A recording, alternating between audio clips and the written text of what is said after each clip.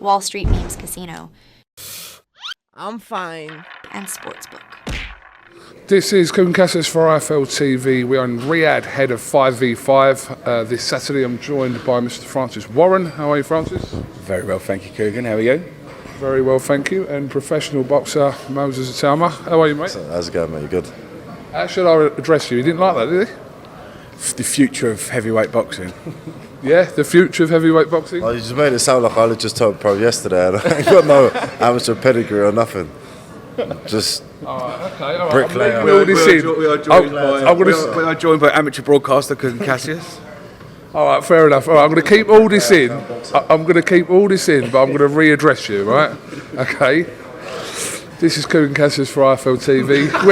We're in Riyadh. Delighted to be joined by one of the best promoters and managers in the game, Francis Warren. How are you, Francis? I'm all the better for now seeing you, KUGAN. And literally, the fight that's going to take over from Fury, Joshua, and a lot of them, Moses ITAUMA. Is that better? So much better. So much better.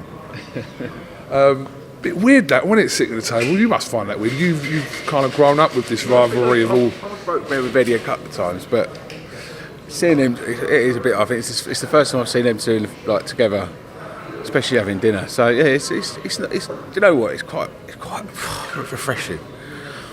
Everyone's going to go, oh, he's only 40. Yeah, I've turned 40 about a month ago, and I keep using that phrase. I've turned 40, and I've outlook on life's changed a little bit. I've calmed myself down, and it's nice to see everyone out. Like it's a good thing to see. There's no more aggro all the time. It was exhausting. You know, you loved it. Used to drive to Queensbury, do an interview with my old man and go, fucking got a bit. And then you drive down to Matchford. Drive down to Matchford, go, Eddie, watch this. And then sometimes you come back again. So yeah, I mean, it's good. It's good, you know. It's good to sit with Frank and Eddie and just talk shit, really. Obviously talk boxing, but you know, it's nice to just have a nice human conversation just about restaurants and holidays and music and whatever. It's quite nice. So, future superstar Moses. So I'm going to address you with a different narrative every time. Listen, you would have been young, obviously, when this kind of started, but you must have, as a boxing fan, kept on tabs with that HEARN and Warren rivalry over the years. No, not really, because I never used to watch professional boxing, if I'll be honest. I was always a big fan of the amateurs. And then it was only really during COVID I started making that transition. But no, I don't know. I never really watched into the rivalry. I just liked the boxing game side of it, do you know what I mean? So I actually know one of the first times that you and Eddie Hearn spoke on the phone. Can I tell this story? Am I allowed to? On the phone. I don't know what you're going to say. So you two got pranked, right? I know this story. Right. You two got pranked with someone who was doing this, calling each other from different numbers, and you ended up on the phone with Eddie.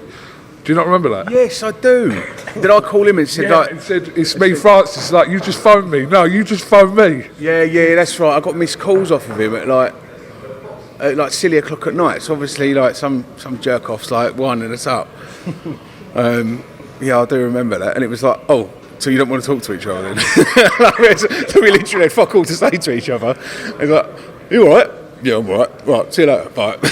Yeah, I do remember that actually. It was quite funny. The only reason I know about that is because someone did it with me. They phoned me off Eddie's phone. His number come up and said that Eddie had passed away, had died, and I found his phone. So I rang Eddie back up. He's like, what are you going on about? I said, someone just rang me from your number. Yeah. So what did they do? Because they used to be able to hack your phone. Well, not hack your phone, but they used to be able to get your number from... Yeah, we're giving ideas to people to do this, but if you got their number, I could call you from his phone. So it'd come up on his phone. It's mad. Yeah. Yeah, I had a few of them. I tell you, people didn't get a life.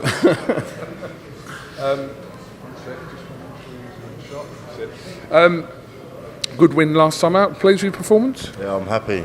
I would say I'd like to have got more rounds, but then yet again, I don't think I did. July 27th, hopefully get a better opponent, do some more rounds, and yeah, just get the experience in. So I'll be ready for these boys that are boxing on the card for Saturday, maybe next year. No need to rush him at all, is there? Definitely no need to rush him. And even if it's right opponent, right time.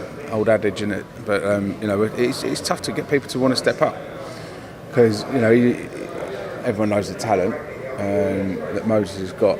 He's 19. The difference is now though he's got WBO. We will have a WBO ranking, and he's got a belt, so he's got some leverage there. I'm going to keep mentioning the names until one of them drops. And Tom Schwartz, we've been talking to him this week. We'll see how that gets on over the weekend. I think after watching Hooney against Lorena, I'd quite like that fight. Maybe next or one after next. Dempsey McKean's an option, I think. Later on this year, and I like the British title before the end of January next 2025. So that throws in the obvious names, which are Fraser, Fab, Sol Dakers, and David Adley. So there's 7, 8 names there that I think that are where Moses is at now, or certainly within 2 or 3. But it is about gaining experience at this stage. As I said, the natural talent, the determination, the aggression, the dedication, that's there. That's not even in question or an issue at all. And the ambition, most importantly. He believes he beats all these guys on Saturday now with experience, which is, if you didn't think that, you might as well not bother, because you've got to think you are going to be, or you're going to be the best in the world. Because I think this is too much of a tough sport to be thinking, I hope maybe one day I could do it. You've got to believe that you're going to get there and you're going to do it. But as you said, there's no point in rushing at this stage to get somewhere where I think we're going to get to anyway. He's the future of heavyweight boxing. I think he's the future face of boxing. I think he's a global superstar in the making. And the fact he's so humble and so chilled and so lovely to be around. He's a testament to his character, to his family, to his upbringing, and I think he's only 19, and he conducts himself so professionally around people. And he's always got a smile on his face, apart from when he's fighting, when it counts. And it's terrific company and great to be around. Not just kind of your fans that come from an outside of boxing perspective, but people within the industry kind of put you on this very high pedestal, like Tyson Fury, etc., and tout you, as Francis just said, as kind of the next superstar in heavyweight boxing. Do you think about that? Is that pressure for you? Do you just kind of ignore those comments at this point of your career? I kind of have to, because I said it multiple times, that when you stop and stare to see where you've got, it could be the last time you're there. And I do kind of have to put this at the back of my mind and just carry on doing what I've got to do. And with people calling it, we're not in the future yet, we're living in the present, so I'm not really worrying about that too much. I'm like, if I'll just get what I have to do, if I get the present done, then the future will come.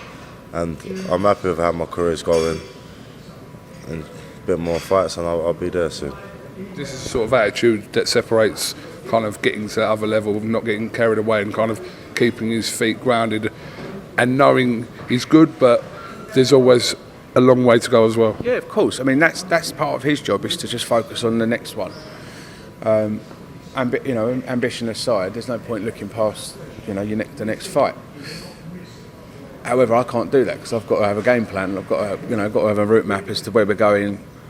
I've already wished my next 3 to 5 years away with him. Do you know what I mean? I know where we want to go. I know what we want to do, and I'm 100% confident we get there.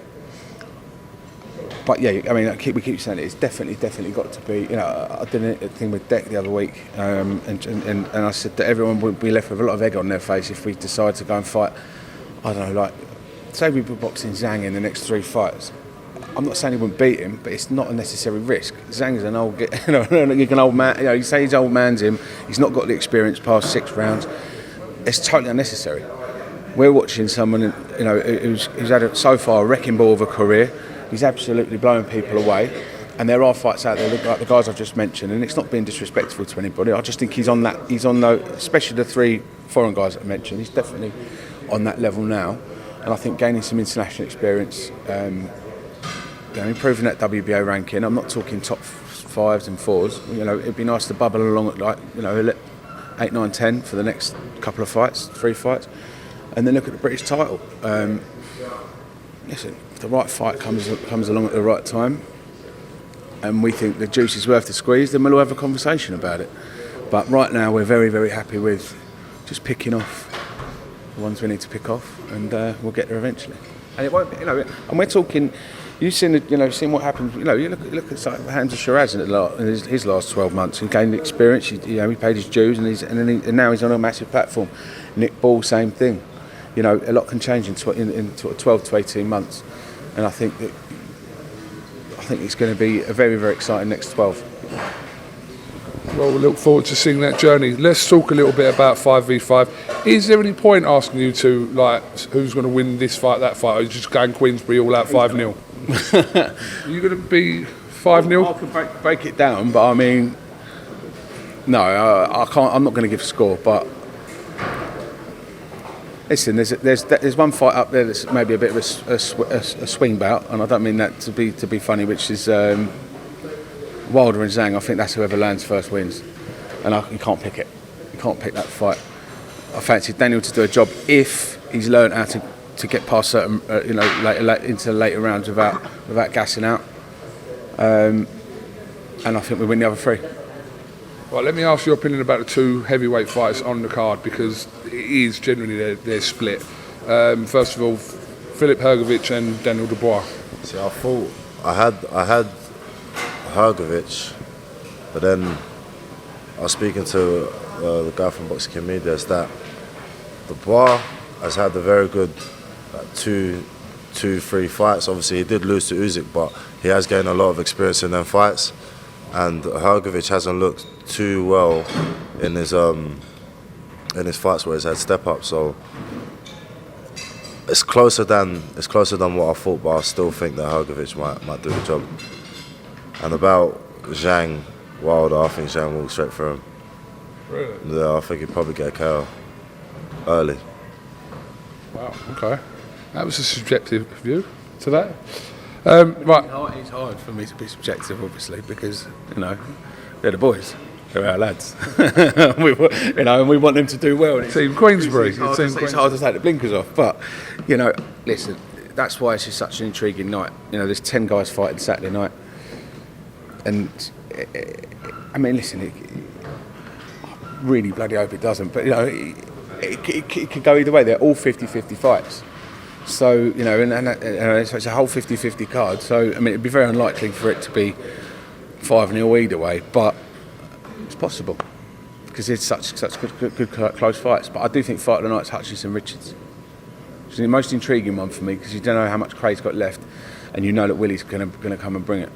It's the one with the most beef this week. I think we could leave that one there, but yeah. They've sold it to me as well, yeah. But they proper had it last night, and it was some coarse language. It was terrible. Right, fantasy question. So just imagine, hypothetically, this was to turn into a 6v6 and you ended up on the card and you've got a choice of opponent. Out of anyone, obviously, who's not fighting on the card, you can fight who you want, a 6v6. Who do you pick? Wardley for the British title. Didn't really hesitate at all when he said that. Yeah, I like that. Or Hooney. Justice Hooney for the who's the best up-and-coming prospect? Yeah. Bragging rights. Yeah. I thought he was going to say Joshua. That would make the most sense money-wise, but yeah, financially, yeah, great. Yeah, but I think that.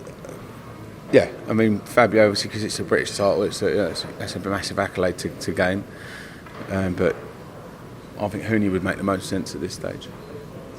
Queensbury up-and-coming prospect versus Matchroom up-and-coming prospect. There's a whole Can't really go wrong. Technically, Wardley's hauled himself out to every promoter, hasn't he? He's been with everyone, hasn't he, at some point? Hauled himself? Yeah, so absolutely. I've said that to Fabio as well many times. Yeah, he's been with Boxer, he's been with you. Fabio's tried to maximise his opportunities. That's the most very clever man indeed. Absolutely. Absolutely. I suggested to your dad and to Eddie that this would be a good idea, wouldn't it? If they did your dad and HEARN versus Arum and De La Hoya tag team. Them four having a fight, by the way. I was like, what are you talking about? He went, yeah, but can I fight Bob? Oh, you're right, actually. This video's coming out, you'll understand what we're talking about. He went, yeah, I'll fight Bob. And my dad went, no, you missed that one, mate. Tag team. Just the final one, obviously, that rematch for Tyson Fury and Alexander Usyk has been announced for the 21st of December in Riyadh. That's good that that date is locked in now, probably a bit later than what we thought it was going to be, but that fight's on, and yeah, I mean, that's going to be huge when that comes around. Yeah, well, I think it's got to be good for them to recover physically, isn't it? It's probably from more your point to answer that, like to go on that point. But in terms, I mean, we get longer to build it, they get longer to recover, they get longer. You know, it's absence makes the heart grow fonder. So I think it's going to be. It's just huge, absolutely huge, and fair play to both guys, the superheroes of the current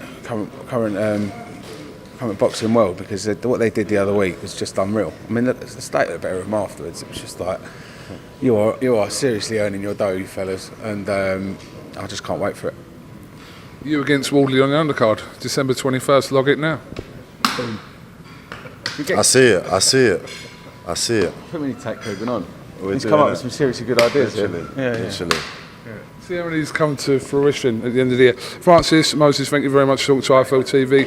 Press conference later, weighing, normal drill here at Fight Week. So, yeah, let's see, 5v5. Let's get it on. Man, nice speech, mate. All the best. Cheers, KUGAN. Cool.